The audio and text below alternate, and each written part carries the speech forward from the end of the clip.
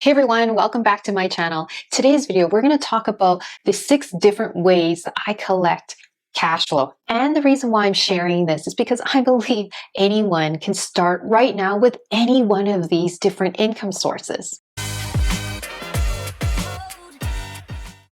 Now, all these income sources provide me approximately $20,400 with varying degrees of passiveness. Now, I'm sharing this because I want to show what is the art of possible. I've been doing this for over a decade plus while maintaining a full-time career, switching careers, becoming a full-time consultant, having a family of 2 little girls who are twins, and juggling life. So I'm just saying, like, this is definitely possible. And most importantly, you can actually start now. I'm sharing this mainly because I really think by sharing this, this will inspire you maybe to course correct or really reflect on your journey and think, how can you start now? Now, you don't need all 6 income streams to actually reach financial freedom. I mean, you can definitely do the long path where you save up and you invest every single year, and then boom, by the time you're 65, then you can fully retire and enjoy retirement. But this video is really to say, how do you accelerate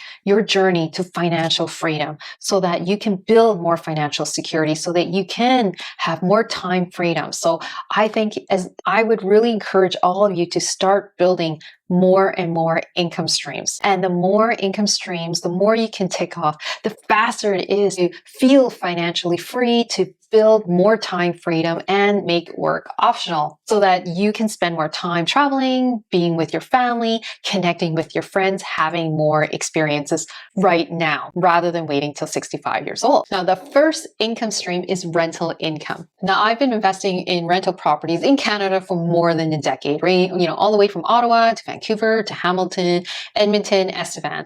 And over these years, I've been basically collecting properties. And I love the fact that, you invest once, your tenants pay it off, and then you get this lifetime source of income. Now, maybe you don't have a ton of capital to start, but I'm going to give you some tips of how you can actually live mortgage free so that you can grow your capital and maybe invest in real estate if that's for you. So what you could do is, if you have a home and you have a basement that's not doing much, well, you can convert that to a legal income suite. Or you might have a room that's not used very often. You can convert that to Airbnb rental. So basically you're collecting extra cash flow coming in and you're like living mortgage free or having really little expenses, because mortgage tends to be our biggest expense in life.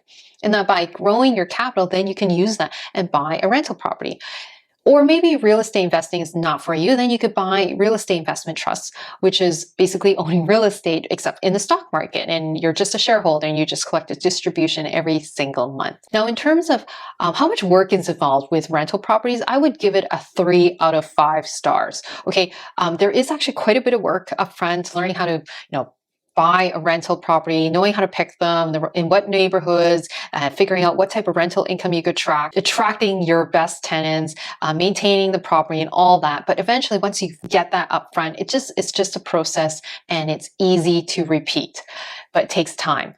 I would say that's why I think, like, by building these assets over time, it's a huge snowball effect. And after 5 years, you're like, wow, okay, it becomes more and more passive. So I would give it 3 stars, just because, well, there's tenants that move out. Even if you have a property manager, they still bug you, or there's a big expense that comes up and you have to pay for a broken stove or a roof repair. So this is why I'm giving it 3 stars.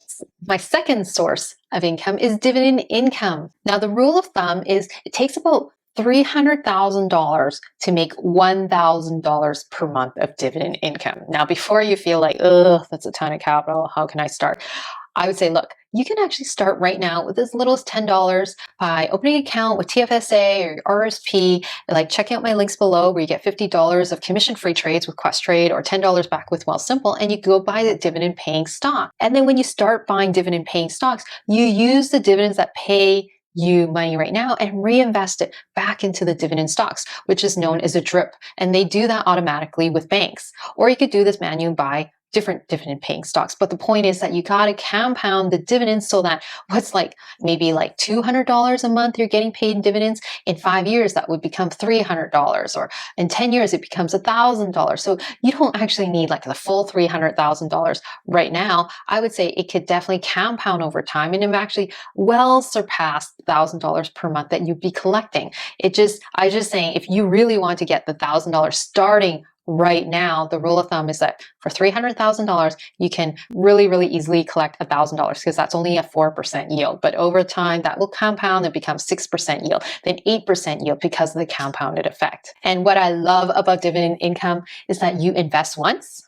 As long as you keep it, you get a lifetime source of income. In terms of how easy or how much work it is to maintain this income, I would say it's fairly easy. I would give it 4 out of 5 stars. Now, my next income source is options, and mainly selling put options. So what this means is that I'm willing to buy 100 shares of a stock at a super discounted price, and someone else is willing to pay me to put that contract out to buy those 100 shares as a form of insurance for taking their shares if it drops down to that price that I really want to buy it at. So this is just the same as investing in stocks, except I'm just getting paid to wait to invest in those stocks that I really want to own 100 shares of. I do this a lot with my high conviction stocks. I do it with Facebook and Tesla. This strategy works best if you have capital to buy 100 shares of stocks, and if you always want to own 100 shares of this stock. It's the same as investing, except you just got to buy 100 shares when they go on sale. So if you are a real estate investor and have a ton of equity sitting in your rental property portfolio, or maybe you have a lot of business income that you haven't reinvested and just letting it sit there, then this is a great opportunity, because selling put options does require capital, but if you have the capital, then it's so passive to collect this source of income. In terms of how easy or how much work it is to maintain this income, I would say it's fairly easy. I would give it 4 out of 5 stars. But selling put options is definitely a more advanced strategy. You definitely need to be good at picking stocks or know what to look for. And if you don't know, then I would definitely not do selling put options.